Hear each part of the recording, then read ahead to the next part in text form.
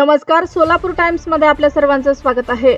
मोहोळ तालुक्याच्या विकास कामांसाठी भाजप सदैव कटिबद्ध। माजी आमदार राजन पाटील। वाघोली येथे रस्त्याच्या कामाचे उद्घाटन संपन्न।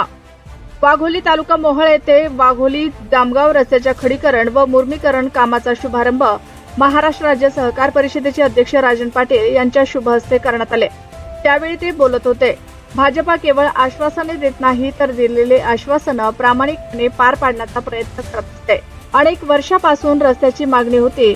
पालकमंत्री जयकुमार गोरे यांच्या माध्यमातून भाजपा जिल्हा सरचिटणीस विकास वाघमारे यांच्या प्रयत्नातून हे काम मार्गी लागले आहे। मोहोळ तालुक्याच्या विकासासाठी भाजप सदैव कटिबद्ध असल्याचे मत यावेळी माजी आमदार राजन पाटील यांनी बोलताना व्यक्त केलं।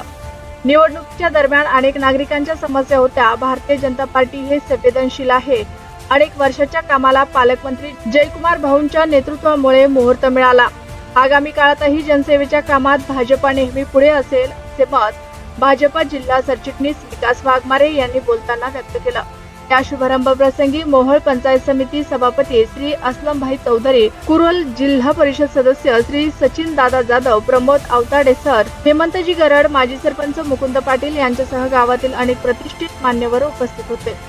आज इथं वाघोली ते जामगाव या रस्त्यामध्ये एक गावडी वस्ती म्हणून आहे आणि या रस्त्याची मागणी ही मी ज्या वेळेला विधानसभेचा सदस्य होतो तेव्हापासूनची या लोकांची मागणी आहे। परंतु अनेक कारणानं किंवा निधी अभावी हे काम जवळपास आत्तापर्यंत झालंच नाही आहे।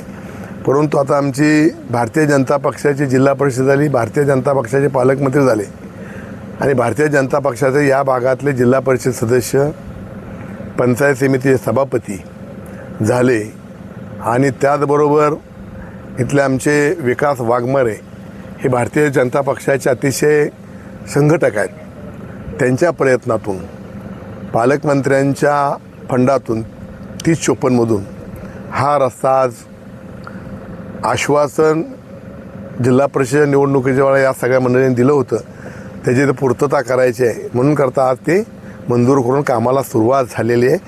आणि भविष्यामध्ये आमच्या जिल्हा परिषद सदस्य, सभापती आणि इथले आमचे विकास यांची मागणी आहे की मुख्यमंत्री सडक योजनेतून हा रस्ता कुरुल ते जामगाव धाकटं हे मंजूर करावा आणि नक्कीच पालकमंत्री या लोकांचा शब्द खाली पडू देणार नाहीत, पण ते मंजूर करतील असा मला विश्वास आहे। एक चांगल्या प्रकारची फळी या भागामध्ये विकास कामं करणारी, दिलेला शब्द पाळणारी, एखादं काम कमी होईल परंतु खोटी आश्वासनं देऊन लोकांच्या मताचा अनादर करणारे नाही आहेत हे याच्यावरून दिसतं। धन्यवाद।